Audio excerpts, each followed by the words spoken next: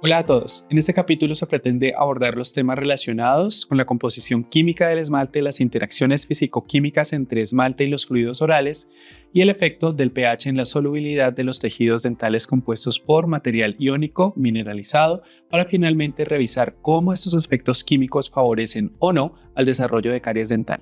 De esta manera, el contenido de este módulo aporta en la competencia relacionada con el conocimiento de las interacciones químicas entre la estructura dental y el fluido de la biopelícula, así como de los mecanismos y procesos dinámicos involucrados tanto en el mantenimiento de la salud como en la influencia de estos en el desarrollo de caries dental. Entonces, el primer concepto a tratar es la solubilidad como propiedad inherente a todos los minerales, material inorgánico, tal como el que compone mayoritariamente los tejidos dentales. Estos, al estar en la cavidad bucal, están rodeados claramente por saliva y más específicamente por el fluido de la biopelícula, y este hecho o composición determina el comportamiento de la estructura mineral.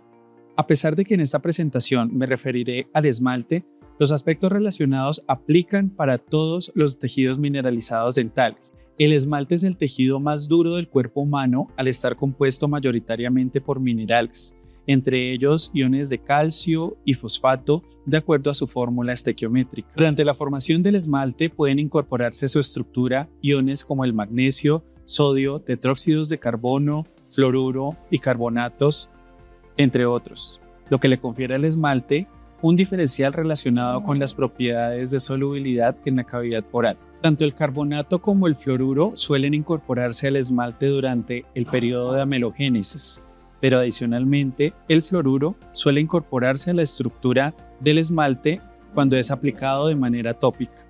Así, el esmalte suele conocerse como una apatita carbonatada fluorada con alrededor de 2.5% de carbonato y 0.01% de fluoruro, como los otros fosfatos de calcio que se observan en la pantalla. En consecuencia, cada fosfato de calcio de la estructura dental puede presentar diferente grado de resistencia a la pérdida iónica al estar expuesto a un medio acuoso. El conocimiento relacionado incluso ha contribuido a conocimientos de los aspectos clínicos de la estructura dental. Al respecto, los aspectos relacionados han contribuido al conocimiento del comportamiento clínico de la estructura dental e incluso su influencia en el manejo de la caries dental, como este artículo publicado en nuestro grupo de investigación en el que se reportó la mayor susceptibilidad a la desmineralización de dientes con diferentes severidades de fluorosis. ¿Qué se encontró? Que a pesar de haber cambios en las concentraciones de calcio y fosfato del esmalte en diferentes severidades de fluorosis, estos no eran valores significativamente diferentes. Sin embargo, las concentraciones de fluoruro en el esmalte fluorótico sí presentaron diferencias. Por ejemplo, los dientes con fluorosis moderada presentaron mayor área subsuperficial de hipomineralización y menor resistencia a la desmineralización en comparación con el esmalte sano. Además, en este estudio se observó que a mayor severidad de fluorosis, el esmalte es menos resistente al proceso de caries debido a que el área mineral subsuperficial expuesta es mayor, por lo tanto se favorece la desmineralización y la difusión de ácidos a través del esmalte.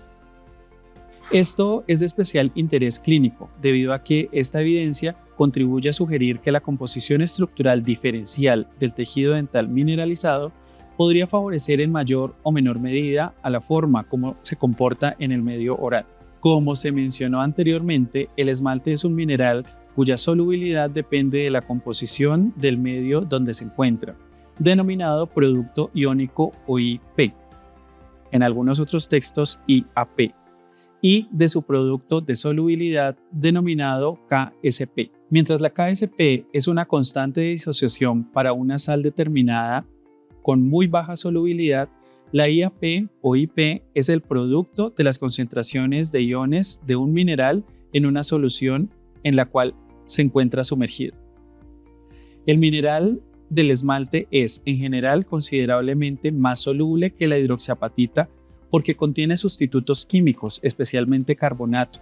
Así, las estructuras del mineral van a ser más susceptibles a solubilizarse. Entonces, considerando esto, tendríamos dos compartimentos que se comportan como dos fases independientes. Una representada por los iones constituyentes del cristal, que por el principio de solubilidad presentan la tendencia al desplazamiento hacia el fluido de la biopelícula, y la otra es el fluido en sí de la biopelícula.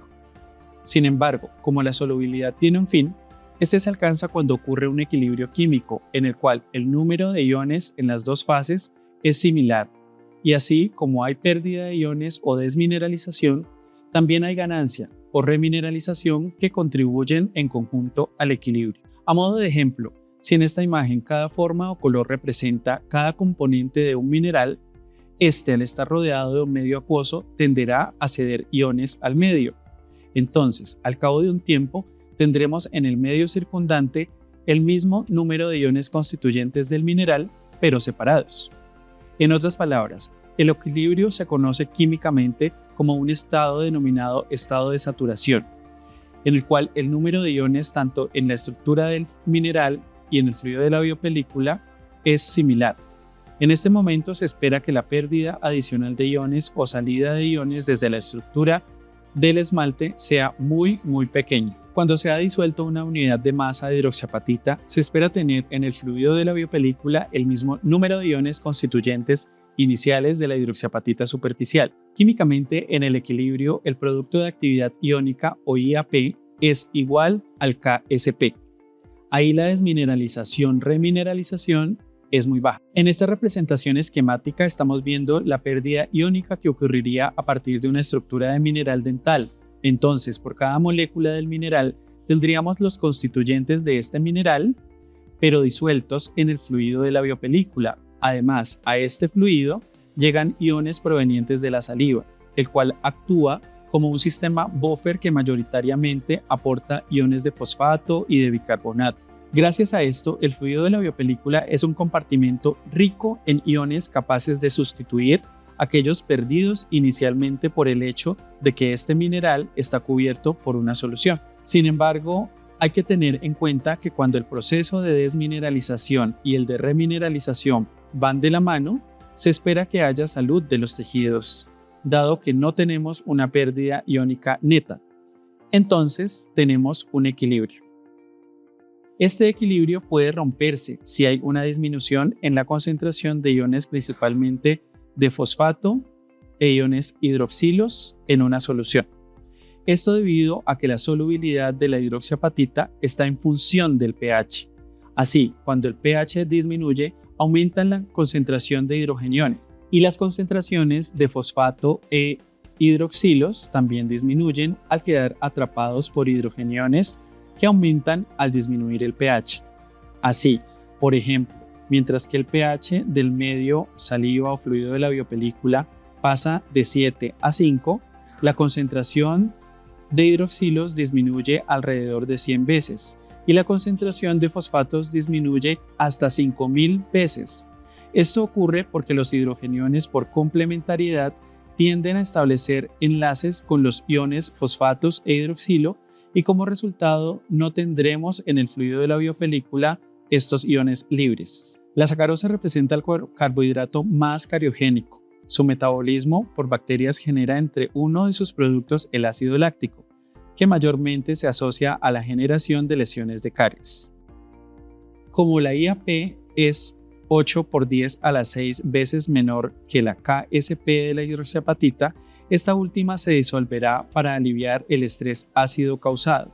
Es decir, el ácido presente en el fluido de la biopelícula atrapa los iones libres y a su vez induce a un aumento en la velocidad de salida iónica a partir del cristal, que sostenido en el tiempo conduce a la pérdida neta asociada a la generación de lesiones de caries.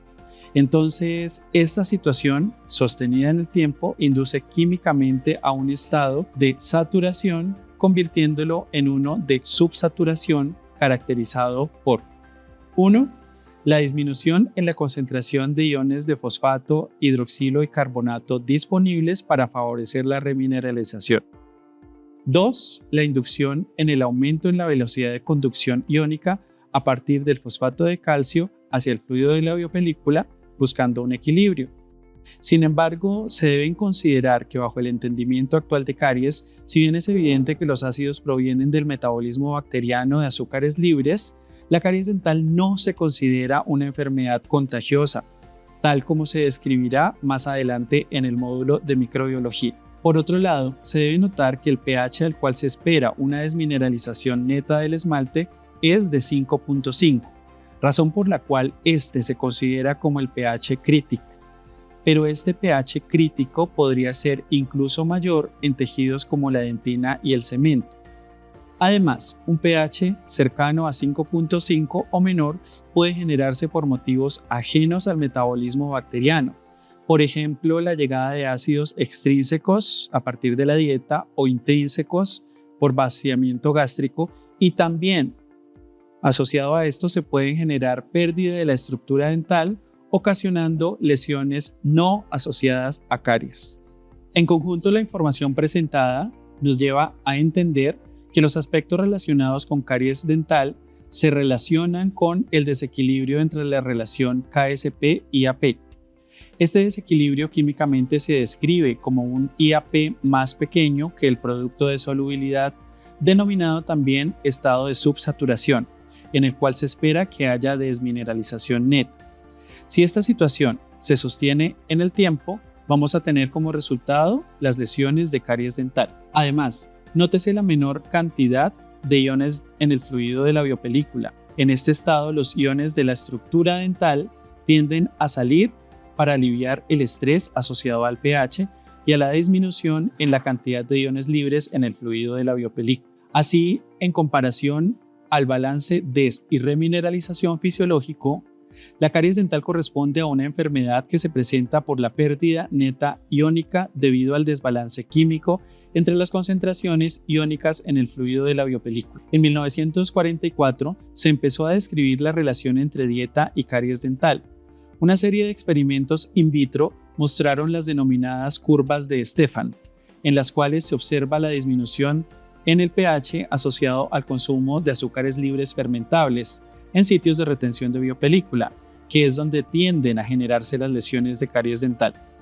Así como también estos experimentos fueron pioneros en mostrar que el consumo de azúcares libres, tanto en términos de frecuencia como de concentración de los mismos, se relaciona con la susceptibilidad a la desmineralización neta y por ende al desarrollo de lesiones de caries en sitios de retención de biopelícula cuando no se controla esta situación en el tiempo. Entonces, la caries dental es una patología generada en condiciones de subsaturación sostenida en el tiempo que conduce a una pérdida neta iónica y finalmente del tejido inorgánico o mineral. Inicialmente, la pérdida iónica es imperceptible a la visión humana y a medida que la pérdida iónica avanza, se generan lesiones más evidentes, impactando esto en el diagnóstico y en el manejo. Recordemos nuevamente que el pH crítico para el esmalte es de 5.5. En dentina este es mayor. Ahora bien, ocurre el mismo proceso para la generación de lesiones de caries dental en otros tejidos mineralizados. La caries ocurre en dos fases en estos tejidos. La primera es la desmineralización, que ocurre por la disminución del pH en el fluido de la biopelícula y la generación del estado de subsaturación. La segunda, dada la composición de estos tejidos, la desmineralización se acompaña de la degradación del componente proteico por acción de las metaloproteinasas de matriz. En este punto cabe mencionar de que a pesar de que la caries se considera una enfermedad no infecciosa, no transmisible, en los túbulos dentinales sí podemos observar invasión de microorganismos en un sitio anatómico previamente estéril y activación del sistema inmunológico. En conjunto, esto sí puede entenderse como una infección, pero solo como una consecuencia y no como un proceso infeccioso per se. En conclusión, la caries dental es una enfermedad caracterizada por la presencia de desmineralización y o lesiones inducidas por el desbalance químico entre el fluido de la biopelícula y la estructura dental en condiciones de acidez. Esto induce a la desmineralización en la estructura inorgánica porque el fluido de la biopelícula llega a estar subsaturado de iones.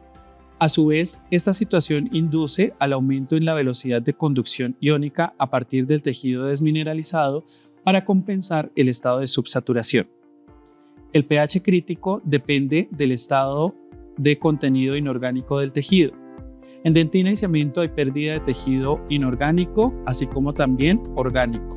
Gracias por llegar hasta aquí. En los siguientes capítulos hablaremos un poco sobre el papel de la biopelícula y la saliva en la producción de lesiones de caries dental.